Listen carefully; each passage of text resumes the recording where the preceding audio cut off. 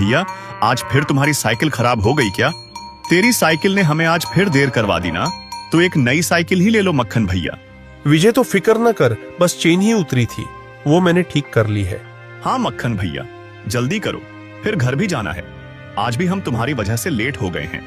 गांव में काम न होने की वजह से मक्खन मजदूरी करने के लिए गांव से बाहर अपनी साइकिल पर जाता था, लेकिन उसकी साइकिल अक्सर खराब रहती थी, जिससे उसे परेशानी होती थी।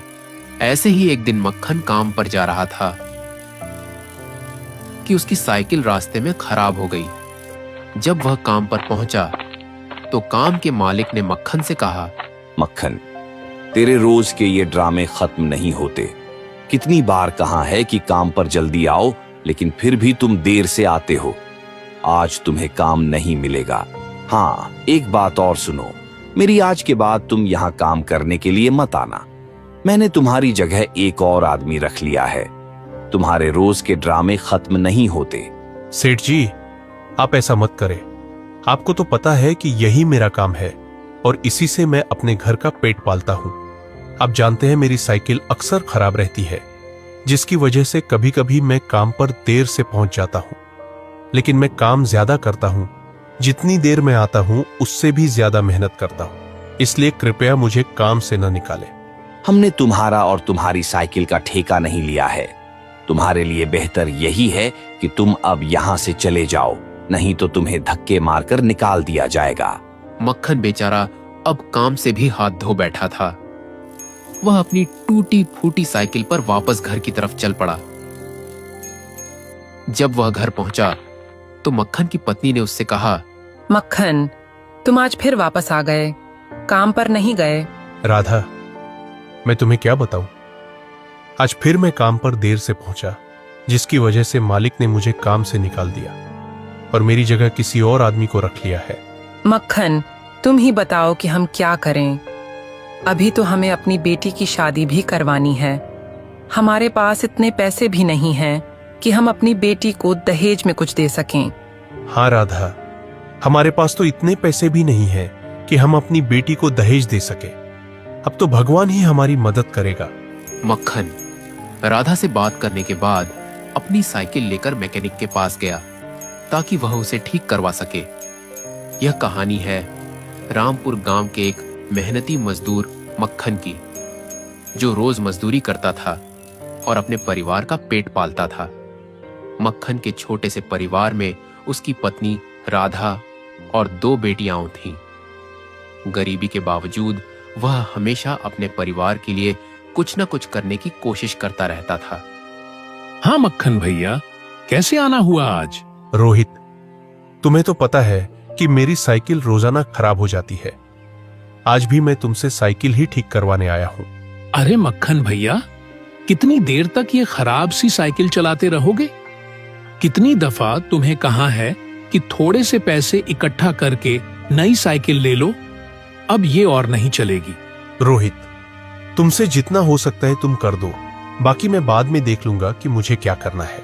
रोहित ने जितना हो सका उतना मक्खन की साइकिल ठीक कर दी। मक्खन साइकिल ठीक करवाने के बाद वापस घर चला गया। जैसे ही वह घर पहुंचा, उसने देखा कि उसकी बेटी के लिए रिश्ता आया हुआ है। मक्खन उनके पास बैठ गया और उनसे बात करने लगा। लड़के के पिता जो रिश्ता लेकर आए थे मक्खन की बेटी के लिए, उन्होंने मक्खन से कहा, मक्खन मेरा बेटा 12वीं पास है और हमारे गांव में बहुत इज्जत है। जब हमें पता चला कि तुम भी अपनी बेटी के लिए रिश्ता तलाश रहे हो, तो मैं इसीलिए अपने बेटे का रिश्ता तुम्हारी बेटी के लिए लेकर आया हूं। मक्खन, तुम्हें तो पता है कि हम शरीफ लोग हैं, इसलिए हमें लड़की भी शरीफ घर की चाहिए। इसलिए हम तुम्हारे घर आए हैं क्योंकि तुम भी शरीफ लोग हो। वो तो ठीक है मोहनलाल जी, लेकिन मेरे पास इतने पैसे नहीं हैं कि मैं अपनी बेटी को दहेज में कुछ दे सकूं। नहीं नहीं मक्खन, हम तो सोच कर आए थे कि हम अपने बेटे के लिए दहेज में मोटरसाइकिल मांगे, लेकिन तुम कुछ भी नहीं दे रहे हो। मोहनलाल जी, मैं एक मजदूर आदमी हूं। मैं मजदूरी करके अपने घर का गुजारा बहुत मुश्किल से कर रहा हूं। मैं दहेज में कुछ नहीं दे सकता। इतना सुनते ही मोहनलाल, जो मक्खन की बेटी के लिए अपने बेटे का रिश्ता लेकर आया था, उठकर चला गया। मोहनलाल के चले जाने के बाद मक्खन भी घर से बाहर निकला और एक पेड़ के नीचे जाकर उदासी से बैठ गया। थोड़ी ही देर में गांव का सरपंच भी वहां आ पहुंचा। उसने मक्खन को देखा और कहा, मक्खन, क्या बात है? आज तुम बहुत उदास लग रहे हो। सब ठीक तो है ना? सरपंच जी, आपको क्या बताऊं, मेरी तो पूरी जिंदगी ही मुश्किलों से भरी पड़ी है। न घर में खाने को कुछ है, न ही काम करने को कोई रोजगार बचा है। अभी अभी मैं घर से आया हूं और वहां मेरी बेटी के लिए रिश्ता आया था, लेकिन वो भी दहेज के चलते वापस चला गया। अब तो लगता है जैसे सब कुछ खत्म होता जा रहा है। मक्खन, तू फिक्र मत कर। गांव में चुनाव हो रहे हैं। अगर मैं इन चुनावों में जीत गया तो तेरी बेटी की शादी मैं खुद करवाऊंगा, और गांव के जितने भी गरीब लोग हैं मैं उनकी बेटियों की शादी भी करवाऊंगा। और तू चिंता मत कर, मैं तुझे शहर में काम दिला देता हूं। तू कल से वहां चला जाना काम करने के लिए। ठीक है सरपंच जी, आपका बहुत शुक्रिया। भगवान आपका भला करे। गांव के सरपंच ने मक्खन को शहर में काम दिला दिया। अगले ही दिन से मक्खन शहर में काम करने के लिए जाने लगा। कुछ समय ऐसे ही गुजरता रहा। मक्खन हर दिन सुबह जल्दी अपनी पुरानी साइकिल पर निकलता, दिन भर मेहनत करता और शाम को थका हारा वापस आता। एक दिन मक्खन शहर से वापस आ रहा था कि उसने सब्जी लेने के लिए अपनी साइकिल साइड पर खड़ी की। वह सब्जी लेने चला गया और पीछे से एक ट्रैक्टर वाला आ रहा था। उसने मक्खन की साइकिल के ऊपर अपना ट्रैक्टर चढ़ा दिया, जिससे मक्खन की साइकिल पूरी तरह टूट गई। मक्खन ने जब अपनी साइकिल देखी तो वह बहुत परेशान हो गया। उसकी आंखें भर आईं और वह अपना चेहरा ऊपर की ओर करके कहने लगा, अब मैं काम पर कैसे जाऊंगा और अपने परिवार को कैसे पालूंगा? ये किस इम्तिहान में मुझे डाल दिया है भगवान। मेरे पास एक ही सहारा था, वह भी तूने छीन लिया। फिर मक्खन ने अपनी साइकिल उठाई और उदास चेहरे से अपनी साइकिल को वापस घर ले जाकर चला गया। जब मक्खन घर पहुंचा तो राधा ने उससे पूछा, मक्खन, क्या हुआ? तुम इतने परेशान क्यों हो? और तुम्हारी साइकिल को क्या हुआ? कैसे टूटी तुम्हारी साइकिल?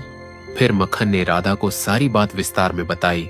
मक्खन की बात सुनकर राधा बहुत परेशान हुई, क्योंकि एक साइकिल थी जो उनका सहारा थी, जिस पर मक्खन शहर जाता था काम करने के लिए। राधा मन ही मन में सोचने लगी, मक्खन काम पर नहीं गया तो हमारे घर का चूल्हा कैसे जलेगा? मक्खन ने हिम्मत नहीं हारी और अगले दिन काम पर जाने के लिए शहर पैदल ही चला गया, क्योंकि उसकी साइकिल लगभग खराब हो चुकी थी। जब मक्खन काम पर पहुंचा तो वहां काम शुरू हो चुका था, क्योंकि वह बहुत देर से पहुंचा था, जिसकी वजह से आज की दिहाड़ी भी नहीं मिली। वह घर लौट आया और अपनी साइकिल मैकेनिक के पास ले गया और उसे बेच दिया। मक्खन साइकिल बेचने के बाद बाजार की तरफ निकल गया नई साइकिल के बारे में पता करने के लिए। जब वह बाजार पहुंचा तो उसने दुकानदार से कहा, भाई, मैं साइकिल लेने आया हूं, मुझे कोई साइकिल दिखाओ। मक्खन को दुकानदार ने 2 या 3 साइकिलें दिखाई, जिसमें से मक्खन को एक साइकिल पसंद आ गई। मक्खन ने पूछा, ये साइकिल मुझे पसंद है, तुम इसकी कीमत बताओ क्या है? मक्खन, इसकी कीमत 2000 रुपए है। ये सिर्फ तुम्हारे लिए है, वरना ये साइकिल बहुत महंगी है। मक्खन जब साइकिल की कीमत सुनी तो उसने अपनी जेब में देखा, उसके पास सिर्फ 500 रुपए थे। मक्खन उदास चेहरा लेकर घर वापस लौट गया। जो पैसे उसने साइकिल बेचकर पाए थे वह उसने अपनी पत्नी राधा को दे दिए और कहने लगा, राधा, ये लो कुछ पैसे, मैंने अपनी साइकिल बेच दी है, तुम इन पैसों से घर के लिए कुछ खरीद लेना। फिर मक्खन गांव के पास जंगल था, वहां चला गया। वहां जाकर रोने लगा